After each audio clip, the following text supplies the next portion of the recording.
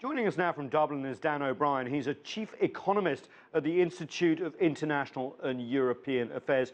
And we're joined by Michael Tsinisizelis. He's the Dean of the Law School of Economics and Political Science at the University of Athens. First of all, Michael, we see the Acropolis behind you there in Athens, a big night for the Greek people. Just how are they feeling, considering they just rejected austerity a week ago, and now this looks like a very tough package indeed? Oh yes, it is a very tough package. Although I must say that it was a very bad the last 10 days were extremely. All of us were extremely anxious, and we didn't know what was going to happen. And at the end of the day, when the agreement was signed today, we all felt extremely relieved. Having said that, as you say, we have a very tough package ahead of us, and well, we have to keep calm and see how we're going to deal with it. Are the Greek people prepared for years more of this sort of austerity, considering what the government seems to have signed on to is very, very strict indeed going forward, and they'll have to deliver as well? Oh yes, they have to deliver, because there are very strict deadlines in front of us. They have to pass through the parliament a number of laws for the next 2 or 3 days, and in order to have the process activated afterwards. Most of these laws deal with everyday issues, and most of those laws are going to have adverse effects on the standard of living of the people. But nevertheless, I mean, the alternative was a complete disaster. So we have to keep calm and be happy with it and see how we're going to deal with it. Dan O'Brien, in Dublin, you've been covering what's been happening in Europe for a long time now. Who won here? Was it the Germans, was it the Greeks, or did everyone lose? Very much the latter. This has been a disaster for Europe, for the European integration project, for the euro. Clearly, it's been very bad for Greece and the Greek people. Nobody comes out of this well. There are no winners here. Why is that? I mean, it was obviously pretty nasty in the end in terms of personalities, but also in terms of the economics going forward. How badly damaged is the Eurozone? Address both, please. Well, the Eurozone, quite interestingly, is actually showing the first signs of life over the past year or so in quite some time, if we take the Eurozone as a whole. Which is positive, and I suppose that's got lost a little because of the focus on the crisis and the situation in Greece, and in particular in the situation in Greece since January when the government changed. There has been this focus on the Greek crisis, but we must remember that Greece makes up only a tiny, tiny fraction of the Eurozone economy. So the impact of the Greek economy directly on the rest of the Eurozone is very limited. There are of course, confidence issues, but those don't seem to have don't appear to have derailed the recovery in the Eurozone. As for the situation in Greece, there were signs last year that the economy was finally beginning to grow again. The extreme uncertainty of the past 6 months has derailed that recovery, and the closure of the banks for more than 2 weeks now is effectively a financial heart attack for the Greek economy. It's all but guaranteed to go back into recession. That means the hole out of which Greece has to climb has just got a lot deeper. That's bad for Greece, bad for everyone. This is not the beginning of the end, but the end of the beginning, it seems. Michael, in Athens, we've seen banks being shut now for over a week. They're going to be shut some more. Money is running out as well. Just how desperate is the situation getting if you don't get more liquidity pumped into the Greek economy? Well, apparently liquidity is running out.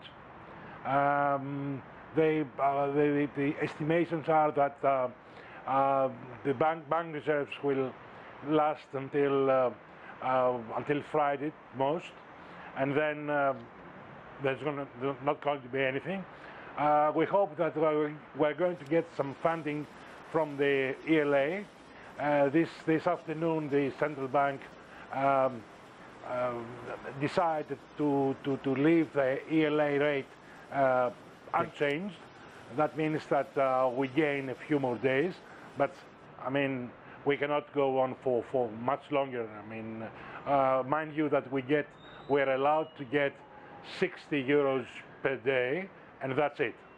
And unless you have, you're keeping money out of the banks in your house or abroad, there's no way you can, you can survive this situation. I mean, especially for the elder people and all those that are pensioners. Situation is grave for them. Mind you, over the last month, they got 120 euros, and that was it. Right. So it is impossible, absolutely impossible, to live in Athens on this kind of money. Dan in Dublin, Michael's right that there is a lot of decisions to be made, and things are not getting any better for the foreseeable future in Greece. Just how much suffering has Greece got to go through over the next few months and years? And do you think, given last week's referendum, which was no to austerity, that they will actually go through with this instead of halfway along saying, look, I think we just better leave the euro? Because this is not necessarily decided yet, right? No, it's not. There are major implementation risks. There are political risks in Greece. There are just capacity issues with the administration in Greece. Even if the government in Greece decides to implement everything, it simply may not have the administrative capacity to do so. There are many, many risks, and Greece and the Eurozone are not out of the woods, even if everyone makes the best effort. So given these implementation risks, given the likelihood that the Greek economy is now back in another deep recession, there is a long way to go before things get better and become stable, and that's in a best-case scenario. Dan, we also saw the divides in Europe get very, very strong. I just want to talk to you in Dublin about how France and Germany were on opposite sides of the table for this, and what that necessarily means going forward for the European project. Okay, this is a very crucial question. The history of the European project has very much been based around a very close relationship between France and Germany. Over the past 5 years, during the Euro crisis, we've seen something very unusual in modern European history emerging, and that is that France has taken a much less assertive role, and Germany has come to the fore as the dominant power.